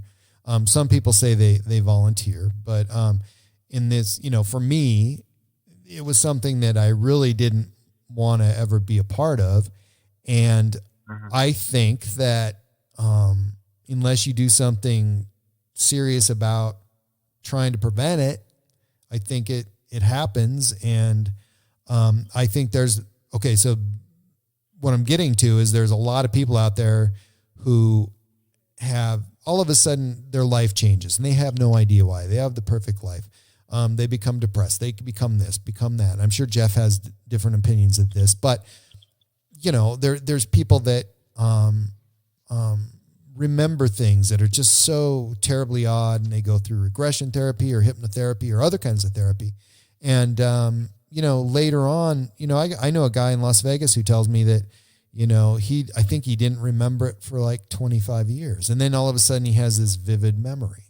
But Right. So, go ahead. So let me kind of interject here, though, because I'm not a complete skeptic or unbeliever that something like that, because trauma has a significant impact on people physiologically, emotionally, spiritually. A lot of the times when we experience some severe trauma, we engage in defense mechanisms within us. And certainly one of those things is repression of those thoughts, images that contributed to the trauma. So I guess in theory, saying that, like a guy all of a sudden even starts experiencing some, I don't know if you would call them flashbacks, or all of a sudden he's having a lot of depression or anxiety or hypervigilance and all of these, I'm certainly a believer in previous trauma in our lives can bring that on. Now, it can happen like recently that can contribute to anxiety and depression and hypervigilance and anger and frustration, or it could be something from 20, 25 years ago. So, I mean, but I mean, Was it traumatic for you, Cam? No, well, I only know how I grew up, and I would say I grew up in a pretty normal, boring household. But I mean, but the thing we're talking about on the road, was that traumatic? Was it scary, or that wasn't scary? But the story that I was telling Jeff, that when I was missing and then I reappeared, that one was a little bit over the top. And that was? Yeah, so I don't. You don't understand how it happened. I have vivid memory of that, and that's for another podcast. Yeah. One of these days, one of these days, I'll go through that. You remember how you got to where you were? Oh yeah. Oh, you do? Oh yeah. And kind of the reason why I even brought that up is kind of a segue into this story, is because I wanted to find out. I thought Jeff saw something, and I saw. Just by the way he was driving, I thought he saw something, and that's why he left. That night. Yeah. Oh, so I thought, in my opinion, he saw something, and he took off, and in a certain way, which I don't even want to describe now. And then he took off, and so definitely, something happened, and I totally expected to see him in shock for another reason. But anyway. So just going back to this, what I was going to say is that, I had this normal childhood, normal family, blah, blah, blah, and I really didn't have any trauma. But however, one of the things that I thought is, on these long drives that I used to take, when I used to work at this radio station, on the way home late at night, I mean, I would catch myself once in a while, falling asleep just for a second. And I don't know if you've ever done that. But I mean, I definitely did that. You just blink out for a second. And I mean, a couple of times I was totally astonished by the amount of how I felt. I mean, I don't think I had a full dream, but I think I had an idea I had a full dream. And when I kind of just came back to reality after sleeping for 2 or 3 seconds, I felt I had dreamed, and I had some memory of a dream, which it seemed like too long of a dream to have in a couple of seconds. So, one of the things that I studied a little bit was sleep paralysis. And I don't know if you know what that is, Mark, but Jeff, I'm sure does. But the sleep paralysis, I thought, well, is it possible to like us three, we go out on a gravel road and we're driving. I take you guys home and I drive home. And is it possible that I fell asleep in the car just for a second and produce a whole new memory? Or is it possible to produce a whole new memory when I went home, got into bed, and combined the actuality of that trip with a dream memory? And I've been trying to tell myself that that's what it was, because it is disturbing when you've had a few of these cases where you've been somewhere else with some people, and they're not people from this planet, and they it's the same guys. Same. It's aliens. Same aliens. I mean, I'm looking at these fuckers. Yeah.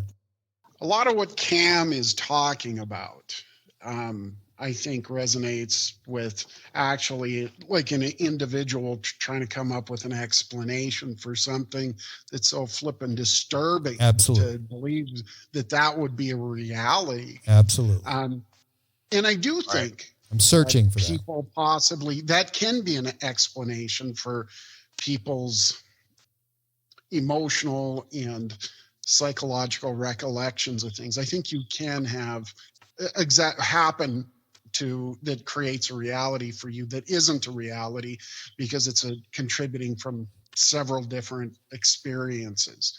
However, the thing I do find interesting is that it sounds like it's, like you said before, the same scenario. It's the same things. Well, it's the same. Yeah, It's the same. I mean, at once it was just one being, but most of the time it's been, well, the other Right. times it was three.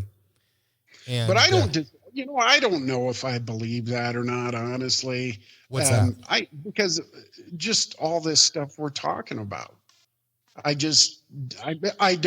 not saying that it's impossible. I just, unless it's something that I can vividly recall, because I am I wish I could. pretty I much. wish I could. But I find I'm it pretty interesting. much I find it interesting that evidence to me, when I talk about this now, and I'm telling you about this, I find it interesting that I'm talking about this situation. You guys are both there. We're doing this tire. I did it. I remember it very vividly, and you're struggling to come up with that part of the memory, because it was not, okay. So here, this is important. It's not only did we change the tire, drop the car, and we left, but there was there's 15 minutes there of driving back. You guys lived in different places, dropping you off. And do you recall that part? Yeah. I don't think you do. Because are you talking about because I drove you home and we didn't talk. I mean, we didn't say a word. I couldn't. I feel it's odd. I feel it's odd that we didn't. I don't even think we said goodbye. I think you just got out. That's what I remember, though. Yeah. So I don't know. That's what I'm trying to remember 5 years ago. It was a long time ago. Well, I remember all the stuff before. I remember the foreign exchange and all that. Yeah, that was. And driving home. Mm-hmm. But I don't think I remember after that. You know what I mean? I don't know. I don't. Yeah, and I don't dismiss this, and probably I say that mostly because of something that I experienced actually when I was working for the federal government. It was an interaction I had with some individuals. It was kind of part of. I guess it was professional, but I didn't know exactly who they were. But it was about something that was coming through the border, and we had these contact with these individuals. It was very confusing.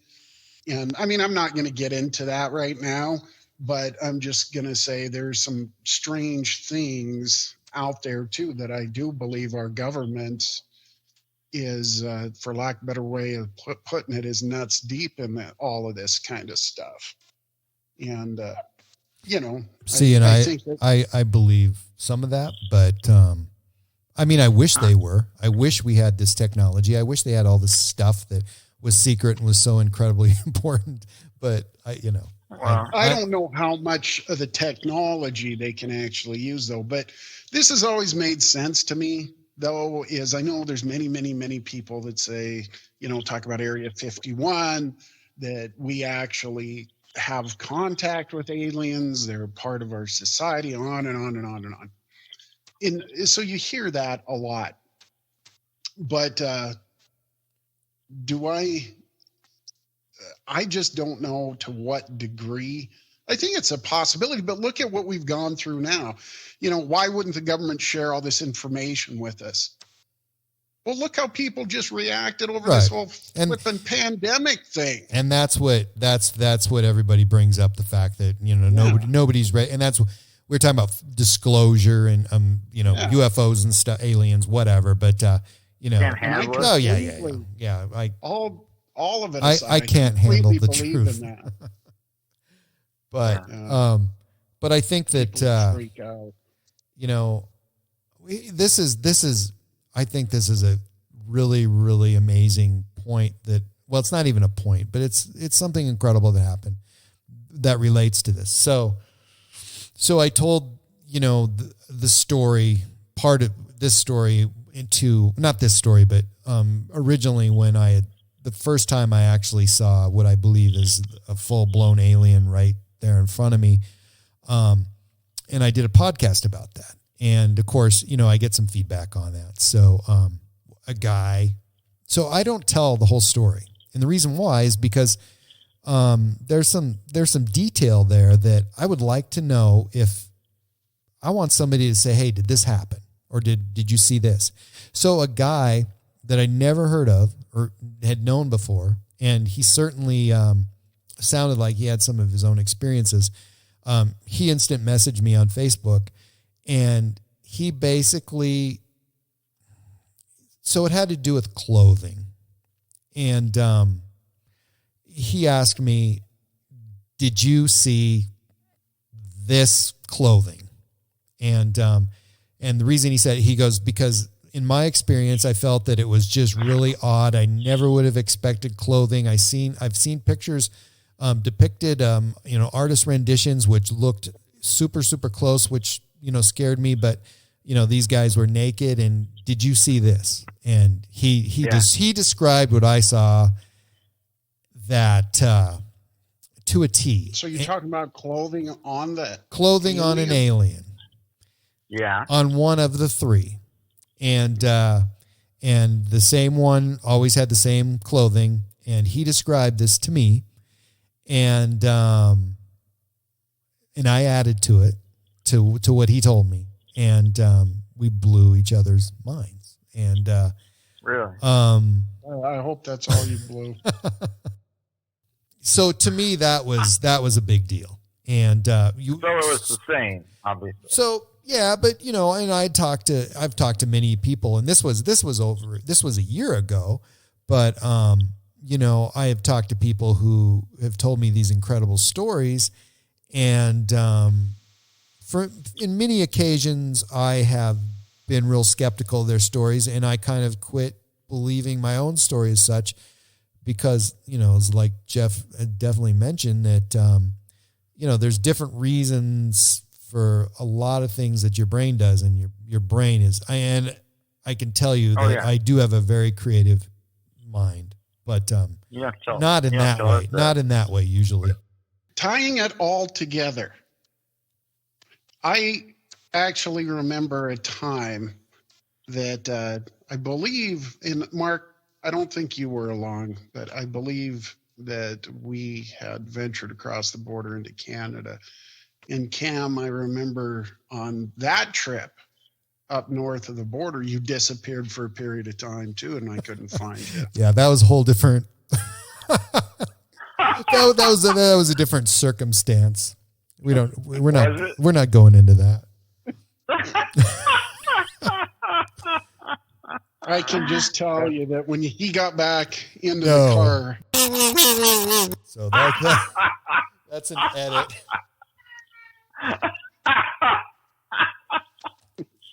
Cam, I don't know what that means, but we did. Yeah, I don't get that.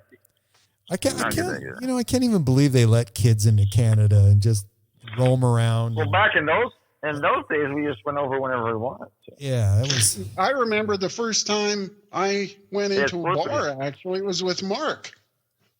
Yeah, in Canada. You and I went. Yes, I am gonna name this, but it was a bar that was right across the border, and I was 16. Yes, and I was 16 or 17, and so you were around 15. And we went in there, and I remember thinking we were such hot shit because we were drinking out of these tall beer glasses, thinking we were classy. And they just waved to you at the border. It's not like that today. Yeah. Well, no kidding. Totally different. I never did go in there because I think it must have burned down by the time it burned down in like 85 or something. Yeah, that's too bad. Yeah, I missed out. It was a cool place. Yeah, it was a cool place. Yeah. It was fun being able to interact with Canadians. Yeah. Oh yeah. No, when they come down all the time, and there'll be the Australians and all. Remember that? Yeah, there's some British. Border town. Yeah, there's some British people. Yeah, you'd meet people from all over the world. There was some diversity there. It was like we had none. Yeah. I mean, it was just like we were all the same. Oh, person. I know. But from a small community of a bunch of people, we could interact with all kinds of interesting people. Yeah. Jeff, remember when I saw Firefox in your sister's car? You did what? When we saw Firefox. The Firefox, you know, the the band? movie, and Oh, we're the in your movie. sister's car. It was a Subaru, like a Subaru Jeff used to own sporty that. car. Yeah, that was my mom. No, I had a Subaru. Yeah, you That was owned your- that, and you gave it to your sister or Yeah. something, or she took it Yeah, over. I sold it to my sister, but I owned it first. Oh, okay. But remember that Firefox, and that's when we pulled over for a hitchhiker, and he started running up the car and took off. You remember that? That was a whole takeoff thing. No, man. You We gotta remember get that? together and talk like this more often. We're digressing. I'm These sure things- everybody wants to. Okay, that's a No, good one. yeah, I'm sorry. I'm That's breaking. okay. I'm breaking away, but that's what he was doing to you. That's what he was doing to Cam. Remember Yeah. when you disappeared? He was doing Well, the pull away. yeah, that was really funny. Yeah, That's an Good original one. but to me so again, that's another very vivid memory, a super vivid memory. I mean, you remember all that stuff when you took off and I disappeared, and I just that's another occasion that two of them, you and I, Jeff, that we never talked about that. no, we I can never- honestly but you never- say I you- don't remember talking about any of that. But you never ever said, what the fuck was going through your head? Because I've done some things that, to you that were very cruel and that were pretty funny.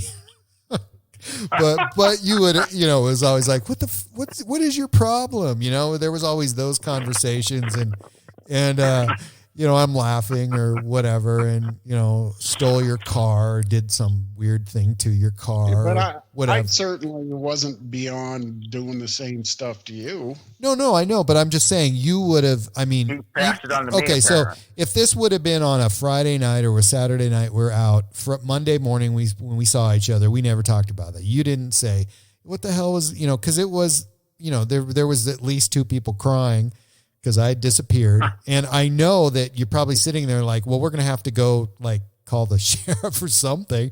You were just, those minutes probably ticked by pretty slow, and they probably were pretty unusual. But, even then it was like, we didn't talk about it on the way home. You didn't talk about it Monday or whenever. I just don't even know what day of the week it was, but I'm just saying the point is something happened. You didn't talk about it. I didn't talk about it. And It was just the whole thing was just dismissed because it was like, anyway, point being is that we didn't talk about it. And that's just odd. That's unusual because, here, okay, Mark, this is even more unusual because if something like even getting a flat tire and we're out, I don't even think we ever talked about that to anybody. I don't, What was that? we didn't, but we would have talked about it. We would have told everybody about our weekend or whatever. I never heard it. I just, that thing, I'm with you. so I don't know. I don't know either. All right. And I'm going to really think about that because I remember everything up to it, Right. but I don't remember everything after it, to be Right. honest with you. Well, this has been a hell of a night of discovery. Yeah. Cattle mutilations, UFOs, aliens. Yeah. So you think about this, and we will talk about this again because I think it's worth revisiting. Jeff, I like your input or psychobabble rather, and With education. that's yeah. important. He's a smart guy. He is. I've always He thought is that. unbelievable. yeah. I know. Anyhow, what I was, but I'm, I've always, I'm what are thinking your about going back to college. What's that?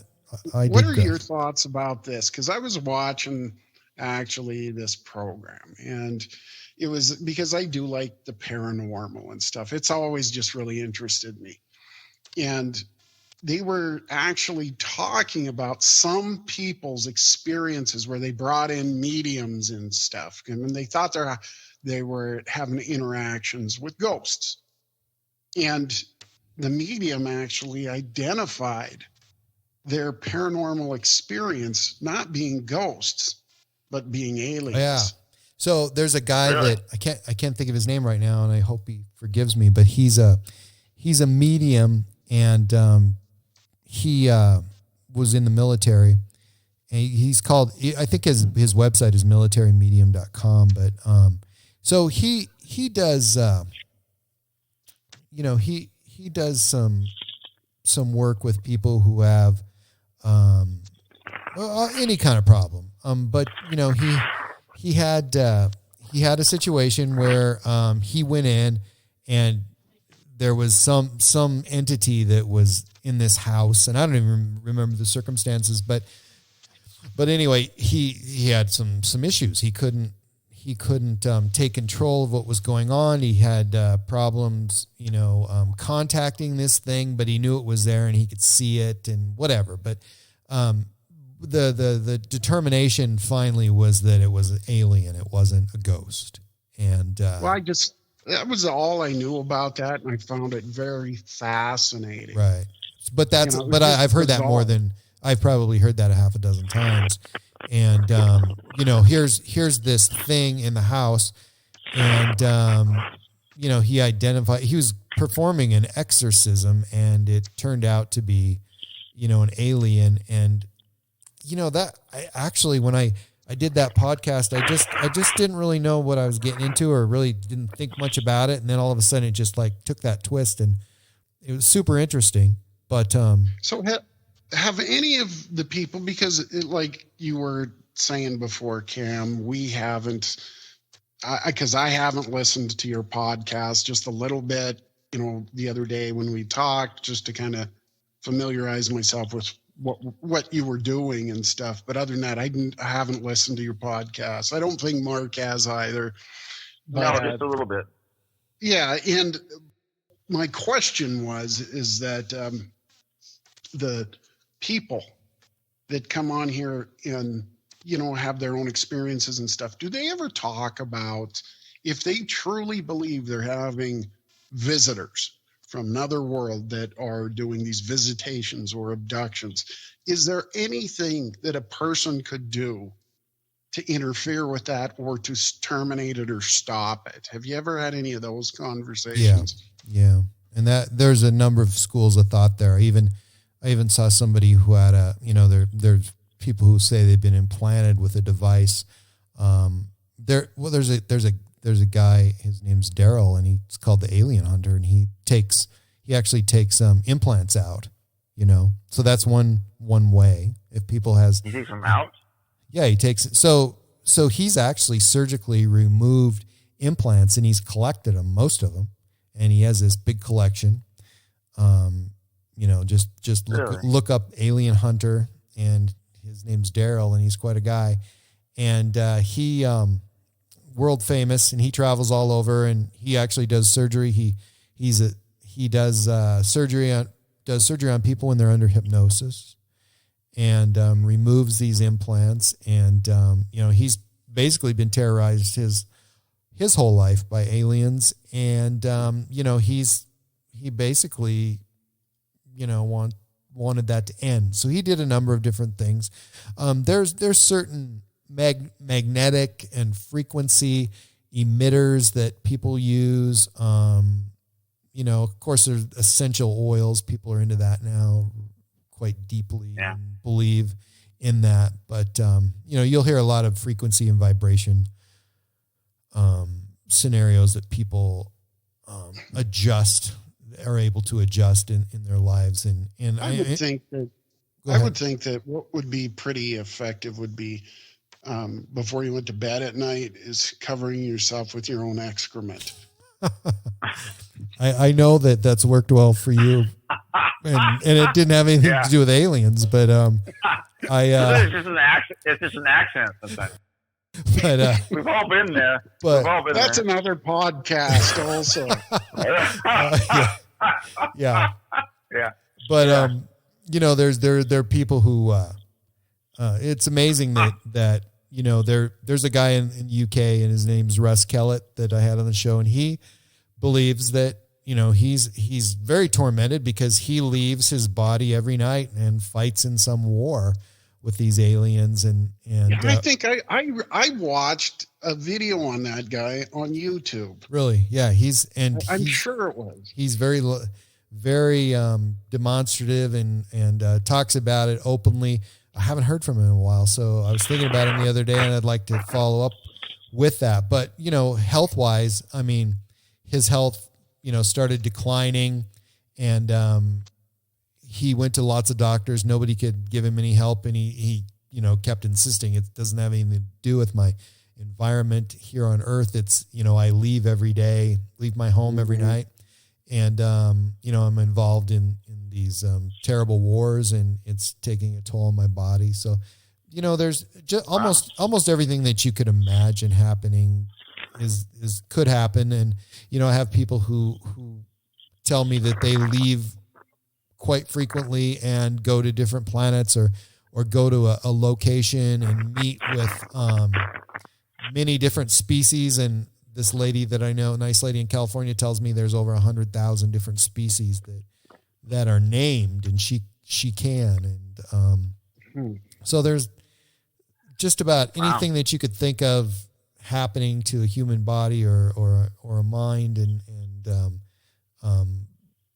what would happen under those extraordinary circumstances does happen. So it's interesting to be able to spend as much time as I have and get to know, how that works and the different reactions and it's not the same. I mean, you're talking with a lot of people who've had a lot of different who have been in a lot of different circumstances, who have, again, their own interpretation, but then, there's, I always ask, so what's the common denominator and with your experience and they'll tell me and there are a lot of common themes that happen. And that's the part that bothers me is it just hits too close to home when they have these common themes that keep reoccurring and they can answer questions, or people know what you're thinking because they've been through that too. So yeah. And I think that you can go back to a lot of the early, when people were starting to report these things and some of the testimonies that were documented and stuff. There was a lot of things that were very similar in them, because a lot of time people in today's day and age say, well, you just Google this and you can pull all the information off the internet. But I think that's been going on, those commonalities, for a long time, wouldn't you say? Well, yes, but, and then people, it wasn't one of those things where people investigated properly. I mean, it was never any real scientific research done. And now, there is a lot of that, but still not to the degree. Blue Book? Well, there's been some projects. Project Blue Book is one of them, but there's a group called MUFON, and they get the help from people all over the world, and your state would have a MUFON coordinator, and even to some big cities would have several of them, and they meet with people and they take the information. Not always can they determine what went on, but they'll take that information, and so I'm assuming it's compiled and they're using it as good data to solve this problem. I hate to call it a problem, but just come up with different ideas of what possibly could be happening, because it's just odd. It's just super, super odd. And of course, I'm sure you're learning new things all the time from all the different people that you're visiting with. Yeah, but for sure. Tonight I'm announcing my retirement, and I'd like you two to take over, if you would.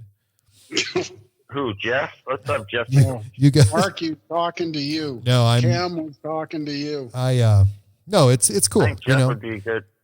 It's cool. I ignored everything that had ever happened, really. And I took a lot of notes and I used to write a lot at home and growing up, and like, even when I was a little kid, up till maybe I was 10, you'd like get a book, kids books, and in the back of them, they had a couple white pages and blank. I used to write in pencil different things about UFOs, you know, back then, you know, like maybe when I was 7 to 10 years old until, you know, I'd bring a notebook home or something, but a lot of the stuff I didn't keep because it was like on the margins of schoolwork and things like that. But when it would pop into my head, I write it down. I still do. I write on my hand. I write notes in marker on my hand, and, you know, at work and everything, I write all over it, right all over my desk calendar, and pops up and I think about it. Maybe I want to think about it later, but, and it's only been where I start compiling this stuff, you know, a few years ago, and putting it into something that I can reference, but you know, I just don't even know where I want to go. I don't know where I want to go with it. And that's kind of why I wanted to get a hold of you guys, because I thought it would be interesting to find out, your perspective and what you remember, but I was totally wrong about that. So you got me thinking. You got me thinking for sure. It's something I haven't thought about for a long time, you know. So it's on the record. They just didn't say, "Oh yeah, we don't remember. Never mind. Let's move on." But no, it's not that. Like I say, I remember before, but I don't remember after. So. Yeah. So boys, go ahead. I might have got some sort of. You think there was any kind of a sexual thing happening? I hope so. I hope I got something out of it. You know. I mean, that's what I'm thinking too. Yeah. Alien. It would have.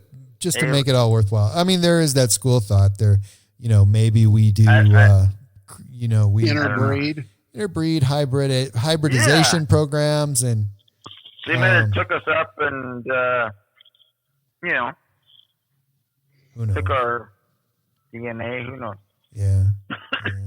But yeah, I think, it's interesting. In my opinion, they're so different than us that you know, that's my opinion. Well, obviously more advanced. People will argue with me, because you know I'm fairly opinionated, but I listen to other people, and if it makes sense to me, it makes sense. But you know, I being there and done that, of course, I have my own opinion, and so that's where we are. Nothing wrong with having an open mind about these things. Because what do we know? We don't know. We don't know. There's so much we don't know, right? Right. We don't know what we don't know. So let's do this. Let's make a pact. Let's get together and do this again in about 4 weeks. I have more information there for you, and I would like to hear your insight or what you've thought about, maybe any questions that you've had. I'm sure that I've piqued your curiosity. You may look into this more. Yeah. If not into your own account that I believe that you had, in, you know, maybe into others that have had similar things.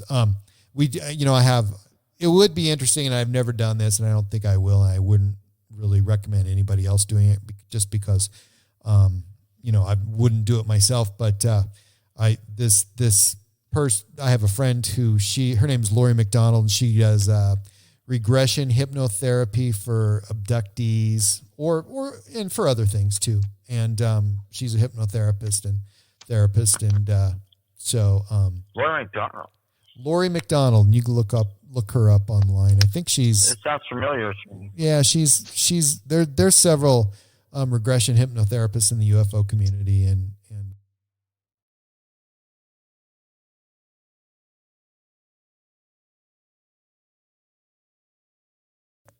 do you remember the we get Canadian TV, and they had a Ravine, the hypnotist in Canada?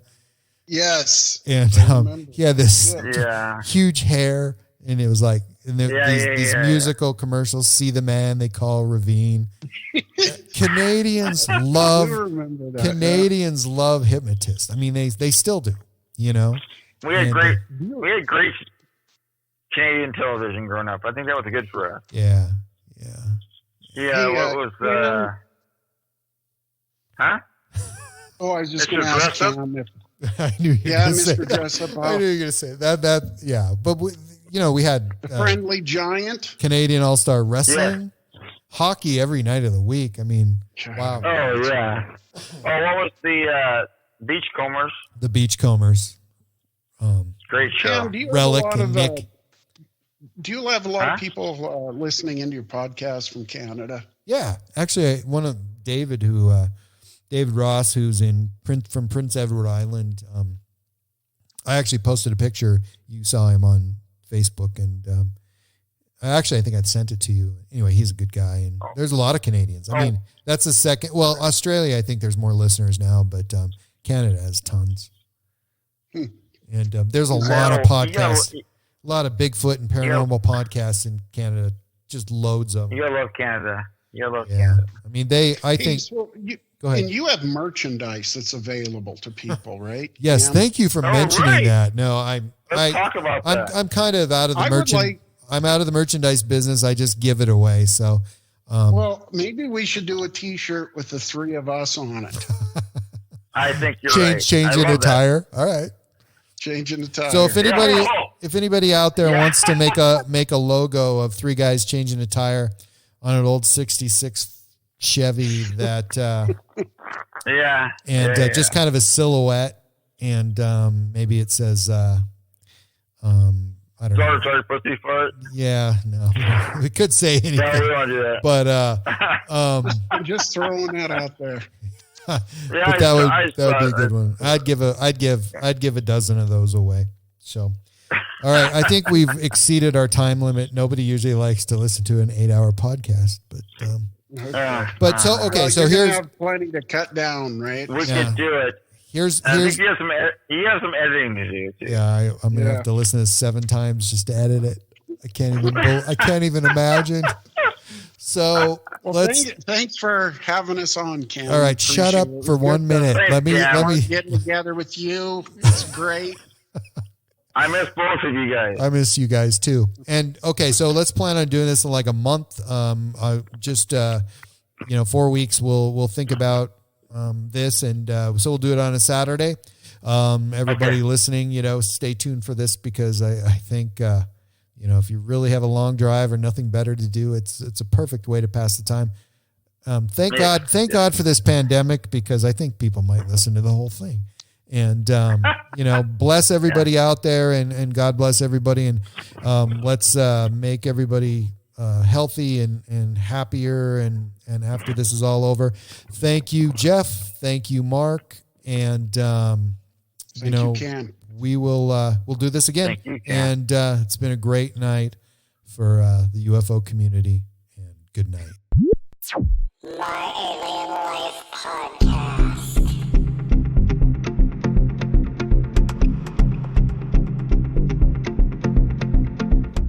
You can find my website at www.myalienlifepodcast.com, and please subscribe to my latest downloads at iTunes, Spotify, Stitcher, and at podbean.com. And please follow me and like me on Facebook and Twitter.